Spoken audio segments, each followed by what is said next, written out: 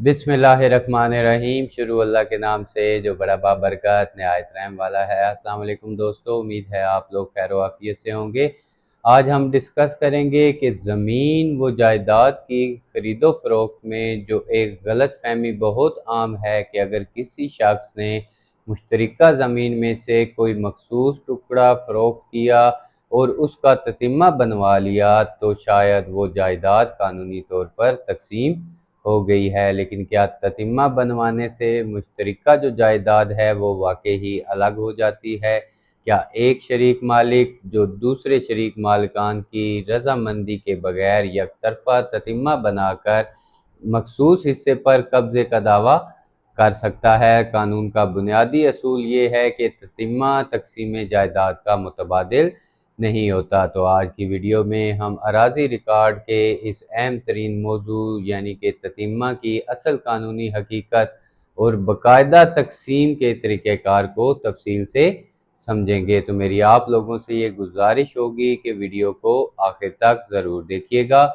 सबसे पहले तो हमें ये समझना ज़रूरी होगा कि ततिम्मा आखिर होता क्या है। तो अराजी रिकॉर्ड और रेवन्यू कवानीन की रूह से ततिम्मा सिर्फ़ और सिर्फ रेवन्यू रिकॉर्ड में किसी मखसूस रकबे या नक्शे की शनाख्त का एक तरीका होता है। ये ज़मीन की कानूनी और हतमी तकसीम हरगिज़ नहीं होती है। अक्सर पटवार खाने या अराजी रिकॉर्ड सेंटर में जब कोई शख्स मुश्तरका खाते से कोई भी ज़मीन खरीदता है तो इसके ख़रीदे गए हिस्से का एक नया खसरा नंबर या ततिम्मा काट दिया जाता है। लेकिन कानून की नज़र में इसकी हैसियत सिर्फ कागजी निशानदेही से ज़्यादा कुछ नहीं होती जब तक कि बाकायदा जो तमाम शरीके मालिकान हैं उनकी रजामंदी या अदालती जो तकसीम है वो ना हुई हो। कानून में एक शरीक मालिक का बुनियादी हक क्या होता है, ये सबसे अहम सवाल है।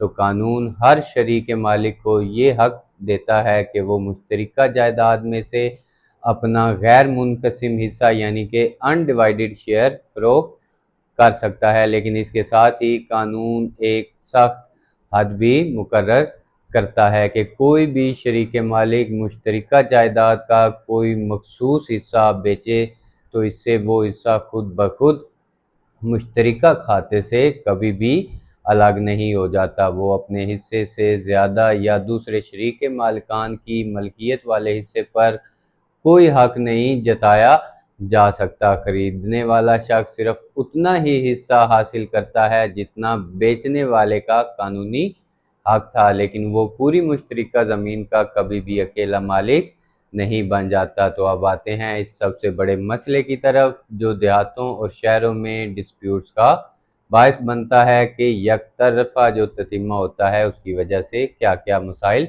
पैदा हो सकते हैं। अगर कोई एक शरीक मालिक दीगर तमाम शरीक मालिकान को नोटिस दिए बगैर या उनकी लाइलमी में रेवन्यू अमले से मिलकर यकतरफा तौर पर ततिम्मा बनवा लेता है तो इसकी कानूनी हैसियत क्या होती है? तो कानून के मुताबिक यकतरफा ततिम्मा के ज़रिए मुश्तरका जायदाद को अलग करना दीगर शरीक मालिकान के कानूनी हकूक़ को शदीद मुतासिर कर सकता है। ऐसा कोई भी ततिम्मा जो दीगर शरीकों की गैर मौजूदगी या फिर अदम रजामंदी से बनाया गया हो कानूनन नापायदार होता है और इसे सिविल कोर्ट या फिर रेवन्यू अथॉरिटीज़ में चैलेंज किया जा सकता है। अगर ततिम्मा तकसीम का मुतबादिल नहीं है तो सवाल ये है कि ज़मीन की वाकई और कानूनी जो अलहदगी है वो कैसे मुमकिन हो सकती है। मुश्तरका जायदाद को मुकम्मल तौर पर अलग और आज़ाद करने के सिर्फ दो कानूनी रास्ते मौजूद होते हैं। सबसे पहला तरीका ये है कि तमाम जो शरीक मालिकान हैं वो इकट्ठे बैठकर राज़ीनामे के तहत तकसीम का नक्शा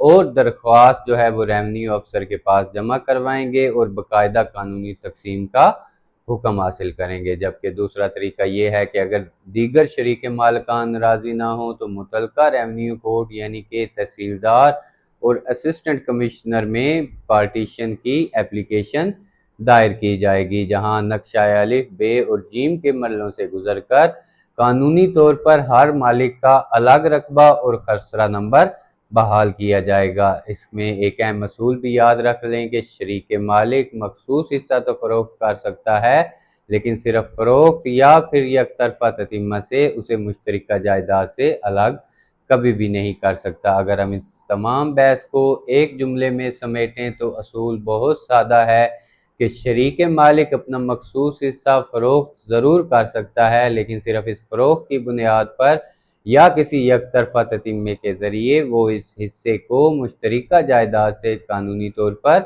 کبھی بھی الگ تصور نہیں کر سکتا، جب تک کہ باقاعدہ تقسیم نہ ہو اور پوری زمین میں ہر شریک کا جو حصہ ہے وہ مشترکہ ہی رہتا ہے۔ تو میرا آپ لوگوں کے لیے ایک مشورہ یہ ہے کہ اگر آپ کوئی ایسی زمین خرید رہے ہیں جس میں صرف تتمہ بنا ہوا ہے لیکن باقاعدہ تقسیم نہیں ہوئی، تو لازمی طور پر اپنے وکیل سے مشورہ ضرور کریں تاکہ مستقبل میں قانونی جو مقدمہ بازی ہے اور عدالتوں کے جو چکر ہیں ان سے آپ بچ سکیں۔ اگر آپ کو یہ ویڈیو مفید لگی ہو، آپ کے لیے مفید ثابت ہوئی ہو، تو اسے لائک کریں، اپنے دوستوں کے ساتھ شیئر کریں، اور اراضی و جائیداد کے قانونی قوانین سے آگاہ رہنے کے لیے اور مزید ایسی مستند معلومات کے لیے مجھے سبسکرائب ضرور کر لیجئے گا۔